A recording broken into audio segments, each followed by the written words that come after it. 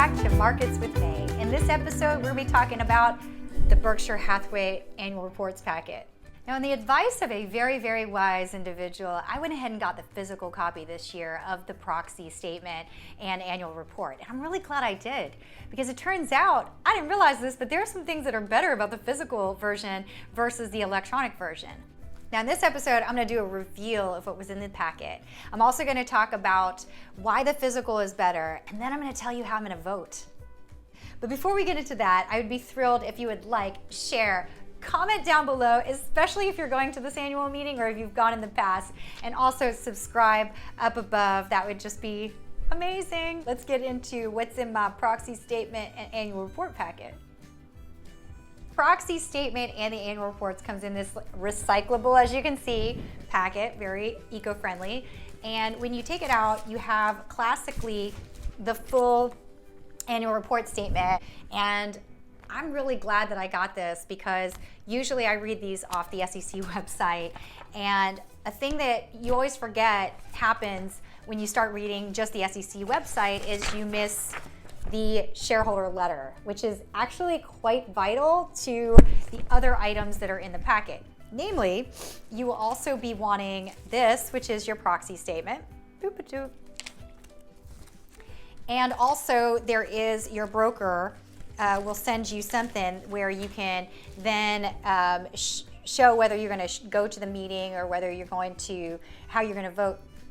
You're going to get a statement from your broker.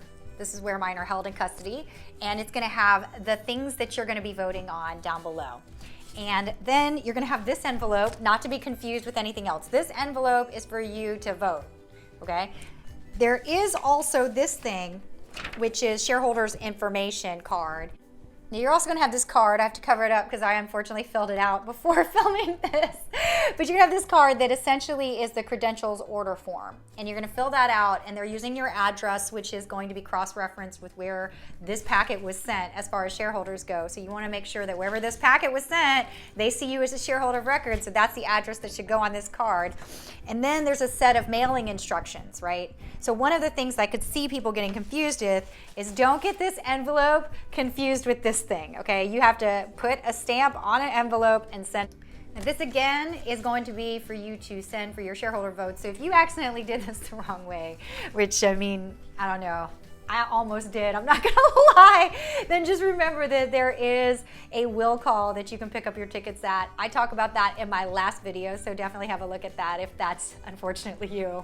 It's okay, it happens. Things in there, if you're going to the shareholder meeting, there are some really nice little advertisements about what's going on at the meeting. But I think the thing that's a little bit hidden that you don't realize if you're just doing this online is I want you to really make sure you look very carefully at the table of contents, because it is kind of highly relevant both to having some details on what's going on at the meeting if you are going to attend in person, as well as there's actually something that's pretty relevant to the proxy statement, which I messed up at first. Now this year's proxy statement is pretty short relative to other companies, and that's what I think is really great about Berkshire Hathaway. And there are 5 things they're going to ask you to vote on, and the information associated with it is in this packet. And what's really interesting to me is that in this packet, the first thing you're going to vote on is who gets to stay on the board. And you'll see resumes in here, but I would suggest too that the one thing you'll see is you will see the fees earned. And for Berkshire Hathaway, these fees are really low if you compare them to other companies. Now the other 2 items that read almost identically in the proxy statement, as what I see them in almost every single annual report, is the vote for an independent director on the board. In this case, I'm just going to vote with whatever the board has suggested, because quite frankly, it's literally the same in every single packet. Additionally, there is a provision related to equity and diversity, and that reads in the proxy statement almost identical to everything else I see. There were 2 other questions that read a little differently than some of the other proxy statements and requests that I see, specifically and in particularly as relates to financial companies that are asking this question.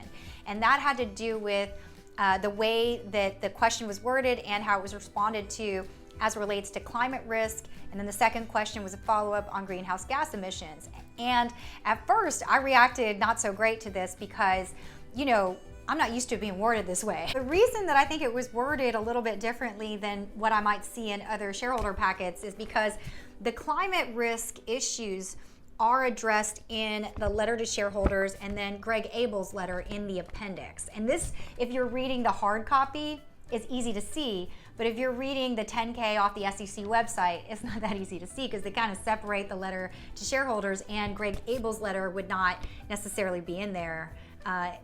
Or alternatively, it would be lodged way behind the disclosures. So to shareholders, Warren Buffett does discuss the fact that the reason that he's suggesting not to vote for this particular request is because they already do a bunch of work every single year since 2007 to talk about climate risk and what the different businesses within Berkshire Hathaway are doing related to that. And you got to realize that with Berkshire Hathaway in the risk disclosures, there's a lot of different items. So if you're reading just the 10K, you start to wonder why they worded this a certain way in the proxy statement. I mean, there are many businesses within Berkshire Hathaway that deal with utilities, gas pipelines, you got Lubrizol, you got a whole mess in the manufacturing area that is necessarily going to have something that you'd want to see. How's it going? How are we doing? For me, what Greg Abel had to say in his letter absolutely satisfied my questions, as well as I'm kind of impressed with how they've been kind of going about it.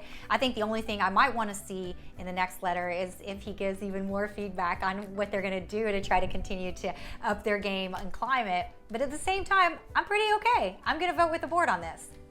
If you're a newer shareholder and you receive your documents all electronically and we're also a little confused, then go ahead to the Berkshire Hathaway website, have a look at Warren Buffett's annual letter, and then try to find Greg Abel's letter as well. And that should clarify the things that you might need in order to inform your vote. But everybody gets a vote and no one gets to influence. Now, the last thing I'd mention on the packet is it is really nice to have the physical copy going to the meeting, because then you can put little notes on things that you are just curious about, because certainly people are going to have a lot of questions and it'd be nice to be able to reference something. Additionally, what I think is really amazing looking at the physical packet and not reading it in the big mix of all the other stuff that I read for different companies. Now, the thing I'd mention for new shareholders or potential shareholders is that you really should read this. And the reason I say that isn't just because it's the right thing to do as a shareholder and this is going to be something that you are going to buy and hold for a while, but also because Mr. Buffett and his team are just phenomenal writers.